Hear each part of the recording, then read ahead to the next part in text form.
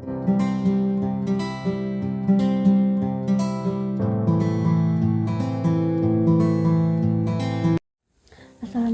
warahmatullahi wabarakatuh.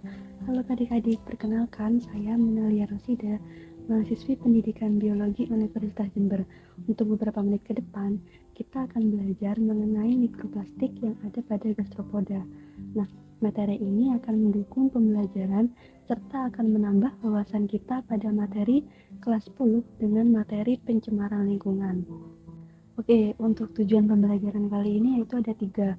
Yang pertama, apa itu mikroplastik? Kemudian yang kedua, bagaimana akumulasi mikroplastik dalam tubuh gastropoda? Dan kemudian yang ketiga, bagaimana respon gastropoda terhadap mikroplastik? Sebelum kita belajar bagaimana akumulasi mikroplastik dalam tubuh gastropoda, kita juga perlu tahu apa itu mikroplastik dan dari mana dia berasal. Mikroplastik merupakan potongan plastik yang memiliki ukuran kurang dari 5 mm dan umumnya berasal dari sampah plastik yang telah mengalami degradasi. Bahaya yang dapat disebabkan oleh mikroplastik yaitu kandungan bahan pencemar seperti senyawa organik sintesis yang mana dapat merusak ekosistem.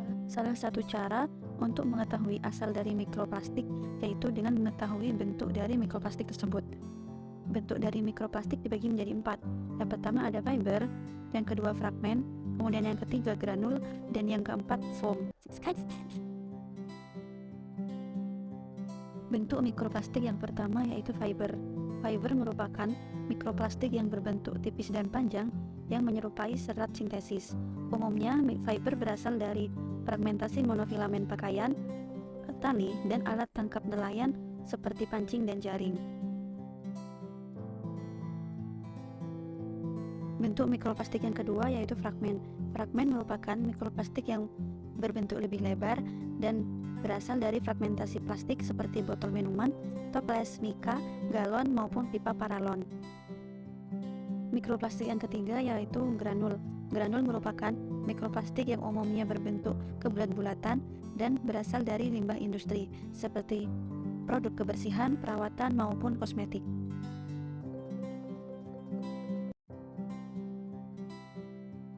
Yang keempat yaitu foam. Foam merupakan mikroplastik yang berbahan polistiren dan umumnya berasal dari wadah atau pengepakan dari suatu kemasan, contohnya seperti styrofoam. Selanjutnya yaitu mekanisme plastik menjadi mikroplastik. Produk plastik berubah menjadi limbah saat masa pakainya berakhir. Masa plastik di lingkungan dapat diperkirakan sekitar ratusan hingga ribuan tahun lamanya, tergantung pada sifat plastik serta kondisi lingkungan sekitarnya. Mekanisme plastik menjadi mikroplastik dibagi menjadi 2, yaitu secara biotik dan abiotik.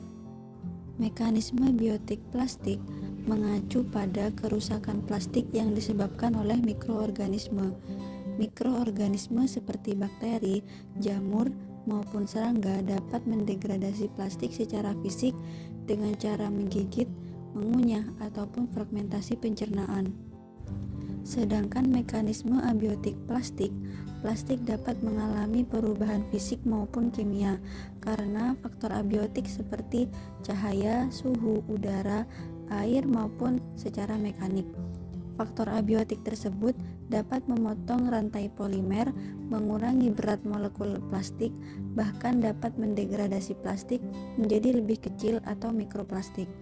Oleh karena itu, baik proses biotik maupun abiotik dapat memungkinkan mendegradasi plastik menjadi mikroplastik. Oke, tadi kita telah belajar apa itu mikroplastik, sumber mikroplastik, hingga penyebab berubahnya plastik menjadi mikroplastik. Nah, untuk pembahasan selanjutnya yaitu bagaimana proses akumulasi mikroplastik dalam tubuh gastropoda. Nah, agar proses belajar kita tidak membosankan, kita akan belajar dengan ditemani oleh si kecil mikroplastik. Oke, ini adalah mikroplastik yang akan belajar bersama kita. Mikroplastik ini selalu ada di sekitar kita, baik itu di air, sedimen, udara, dan tempat-tempat lainnya. Mikroplastik yang memiliki ukuran kurang dari 5 mm dapat masuk ke dalam tubuh gastropoda bersama dengan makanannya. Hal ini diduga bahwa setiap organisme memiliki sensitivitas terhadap warna makanan dan juga warna lingkungannya. Oleh karena itu, salah satu hal yang menyebabkan gastropoda dapat memakan mikroplastik karena mikroplastik menyerupai pigmen dari makanan alaminya. Mikroplastik dapat masuk ke dalam saluran pencernaan gastropoda yang mana dimulai dari masuk menuju mulut hingga kerongkongan, kemudian menuju lambung dan usus hingga sampai di rektum dan anus.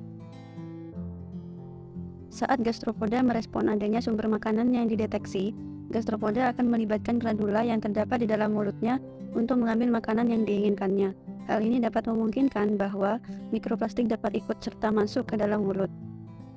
Radula pada gastropoda memiliki fungsi utama yaitu sebagai organ pengunyah dan pemotong makanan sebelum diteruskan ke kerongkongan. Gigi yang terdapat pada radula selalu dilumasi oleh mukosa yang berasal dari kelenjar ludah yang terletak sedikit di atas radula. Partikel makanan maupun mikroplastik akan terjerat oleh cairan mukosa untuk diteruskan ke kerongkongan. Ketika berada di kerongkongan, umumnya makanan akan didorong menuju lambung. Hal ini tidak menutup kemungkinan bahwa mikroplastik juga dapat diteruskan menuju lambung ataupun juga melekat di kerongkongan. Sesampainya di lambung, gastropoda memiliki gizzard atau biasa kita sebut dengan ambeula yang merupakan organ berotot yang keras dan mengandung bahan abrasif seperti pasir. Kombinasi aksi otot dan bahan abrasif ini berfungsi untuk memecah partikel makanan menjadi potongan yang lebih halus. Mikroplastik yang telah sampai di lambung dapat menyebabkan masalah yang serius bagi gastropoda. Hal ini dikarenakan mikroplastik yang sulit untuk diurai atau dipecahkan oleh lambung gastropoda akan semakin membanyak, menumpuk, dan menyumbat saluran pencernaan gastropoda. Hal ini akan menyebabkan rusaknya fungsi-fungsi organ pada saluran pencernaan. Selain itu, gastropoda juga dapat mengalami gangguan pada pertumbuhannya, penghambatan pada produksi enzim, serta dapat menurunkan kadar hormon steroid. Dari lambung, makanan maupun mikroplastik akan masuk ke usus. Biasanya, usus pada gastropoda berukuran panjang dan melingkari ruang internal massa visceral. Usus gastropoda herbivora memiliki ukuran yang lebih panjang daripada gastropoda karnivora. Mikroplastik yang ada di usus memiliki potensi akan mengalami penyumbatan usus jika menumpuk dan tidak dikeluarkan. Pada bagian anus, gastropoda mengeluarkan sisa-sisa makanan maupun bahan yang tidak dapat dicerna. Mikroplastik juga memungkinkan untuk dikeluarkan melalui anus dan juga dapat menyumbat anus. Seru dan menyenangkan bukan mengikuti perjalanan mikroplastik di dalam tubuh gastropoda.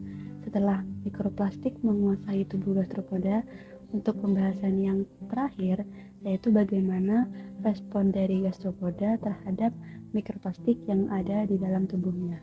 Dengan adanya kandungan mikroplastik dalam tubuhnya, gastropoda memiliki kemampuan untuk mengakumulasi mikroplastik. Nah, menurut beberapa penelitian, gastropoda dapat menyerap dan mengakumulasi logam berat timbal yang mana lebih besar kemampuannya daripada organisme lainnya, sehingga dapat digunakan sebagai bioindikator adanya pencemaran logam berat dalam suatu ekosistem atau lingkungan. Gastropoda memiliki peran yang mendukung untuk dijadikan sebagai spesies bioindikator, antara lain yaitu yang pertama, tidak dapat bergerak cepat atau bersifat sesil. Kemudian yang kedua, memiliki jaringan tubuh yang lunak, dan yang ketiga, memperoleh makanannya itu dari zat-zat organik yang terdapat di dasar perairan. Dan yang keempat, ukurannya relatif besar dan dapat dengan mudah diidentifikasi. Dan yang terakhir, yaitu dapat mengakumulasi zat polutan. Oleh karena itu, gastropoda merupakan organisme bioindikator yang baik untuk mengetahui kontaminasi logam berat pada suatu ekosistem karena dapat menggambarkan kondisi ekosistem tersebut. Oke, dari video ini kita belajar bahwa sekecil mikroplastik yang tidak mudah untuk dilihat pun memiliki dampak yang berbahaya bagi makhluk hidup di sekitar kita. Apalagi jika plastik tersebut berukuran besar yang setiap hari kita gunakan, maka akan berdampak lebih luas, bukan? Baik itu berdampak bagi makhluk hidup, lingkungan, bahkan kita sendiri. Oleh karena itu, mari kita menjaga bumi kita dengan baik, karena ketika kamu berlaku tak adil pada alam, dia tetap selalu menyediakan apa yang kamu butuhkan dalam kehidupan. Oke, Sekian video pembelajaran kali ini. Sampai jumpa lagi di video selanjutnya. Wassalamualaikum warahmatullahi wabarakatuh.